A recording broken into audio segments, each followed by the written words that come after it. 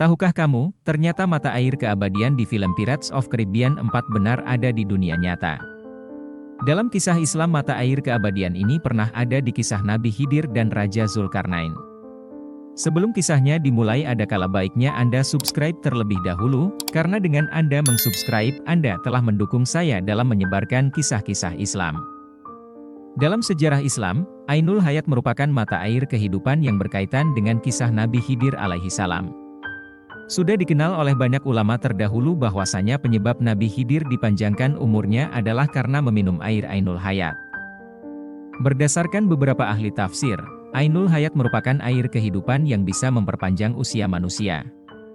Siapapun yang meminum airnya, diyakini akan memiliki kehidupan abadi selama di dunia hingga hari kiamat. Kecuali, jika ia sendiri yang memohon kepada Allah untuk dimatikan. Namun, keberadaan Ainul Hayat sendiri masih menjadi misteri hingga saat ini.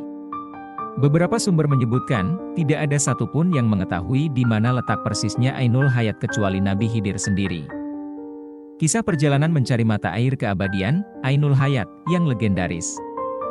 Kisah Nabi Khidir yang bisa berumur panjang karena meminum air Ainul Hayat bersumber dari sebuah riwayat Salabi yang didasarkan pada Imam Ali Ra, dalam kitab Badai, Az-Zuhur. Pada riwayat tersebut, dikisahkan tentang keagungan Raja Iskandar Zulkarnain. Zulkarnain merupakan raja agung yang mampu menaklukkan dunia timur dan barat. Meski kekuasaannya luas, tidak lantas menjadikannya sombong dan semena-mena. Justru sebaliknya, Zulkarnain menjadi salah satu raja yang beriman dan bertakwa kepada Allah Subhanahu wa Ta'ala. Suatu ketika di sekitar tahun 322 sebelum Masehi, Zulkarnain berjalan di atas bumi menuju ke tepi belahan bumi yang lain. Sebutan ini dikenal sebelum ada istilah timur dan barat. Dalam perjalanan tersebut, Allah mengutus malaikat Rafail untuk mendampingi Zulkarnain. Di tengah perjalanan, Zulkarnain berkata kepada malaikat Rafail, "Wahai malaikat Rafail, ceritakanlah kepadaku tentang ibadah para malaikat di langit." Malaikat Rafail kemudian menjawab, "Ibadah para malaikat di langit di antaranya ada yang berdiri tidak mengangkat kepalanya selama-lamanya. Ada yang sujud tidak mengangkat kepala selama-lamanya, dan ada pula yang rukuk tidak mengangkat kepala selama-lamanya."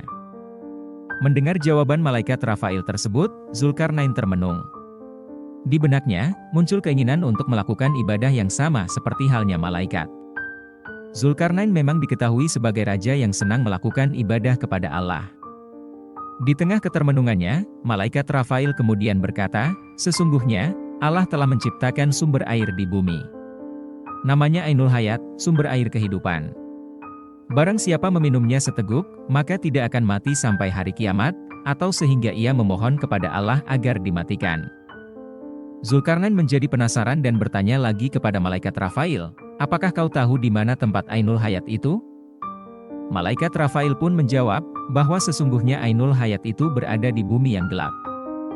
Setelah mendengar penjelasan malaikat Rafail tentang Ainul Hayat, maka Zulkarnain segera mengumpulkan para alim ulama dan bertanya kepada mereka tentang Ainul Hayat, tetapi mereka menjawab, "Kami tidak tahu kabarnya."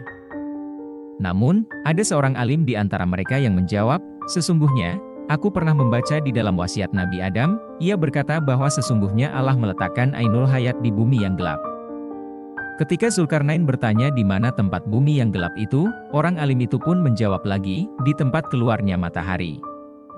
Menurut beberapa penafsiran, orang alim yang dimaksud tersebut adalah Nabi Khidir yang ikut dikumpulkan Zulkarnain bersama orang-orang alim lainnya. Nabi Khidir kemudian menjadi salah seorang yang diajak Zulkarnain dalam ekspedisinya mencari sumber mata air Ainul Hayat tersebut. Nabi Khidir pun diketahui menjadi salah satu yang memimpin pasukan.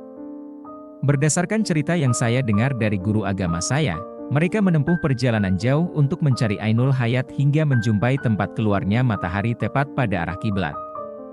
Mereka diketahui melakukan perjalanan selama 12 tahun.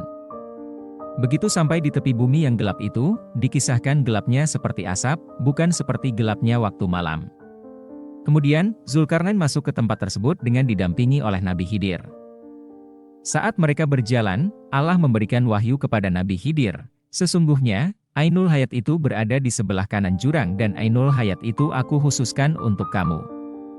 Setelah mendapatkan wahyu tersebut, kemudian Nabi Khidir berjalan menuju ke sebelah kanan jurang dan didapati olehnya Ainul Hayat yang dicarinya itu.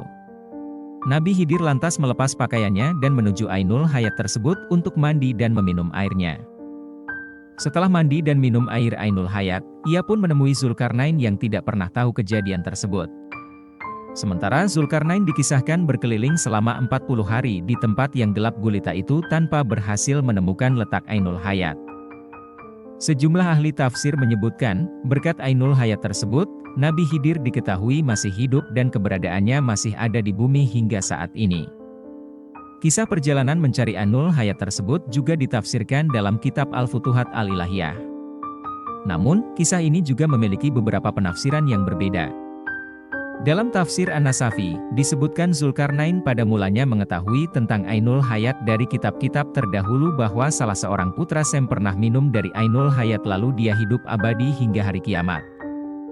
Penafsiran itu berbeda dengan tafsir mengenai Zulkarnain yang mengetahui tentang Ainul Hayat dari malaikat Rafail dan Nabi Khidir. Pada dasarnya, tidak ada hadits sahih perihal kepergian Zulkarnain dan Nabi Khidir dalam mencari Ainul Hayat. Kisah ini juga dituturkan dalam Israiliyat, yaitu cerita-cerita yang kerap kali dibawa oleh orang-orang Yahudi yang masuk Islam. Meskipun demikian, sebagian ulama berpendapat bahwa Ainul Hayat itu memang ada dan Nabi Khidir masih hidup hingga kini. Di antara ulama-ulama tersebut yang mempercayai tentang ini, yaitu As-Suyuti dalam kitab Hasyais, Wahb bin Al-Munabbih dalam Al-Mubtada, Imam An-Nawawi, dan lainnya. Fountain of Youth. Kemudian pada saat Spanyol dipimpin oleh Raja Ferdinand, sampailah kabar air kehidupan ini di telinganya. Raja Ferdinand mengerahkan beberapa orangnya untuk mencari mata air yang melegenda ini.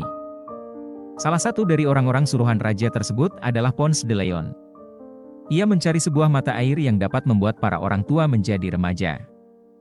Pencariannya dimulai dari Pulau Bahama hingga mencapai berbagai tempat di dunia baru. Sayangnya, hingga akhir hayatnya Pons de Leon tidak pernah menemukan keberadaan mata air legendaris tersebut. Diketahui bahwa Pons de Leon mati dikarenakan panah dari para suku Indian. Oleh Pons de Leon mata air keabadian ini disebut Fountain of Youth. Dan itulah kisah mata air keabadian, Ainul Hayat, yang legendaris. Terima kasih telah menonton video ini sampai akhir. Jangan lupa subscribe, agar kamu tidak ketinggalan kisah atau info menarik lainnya.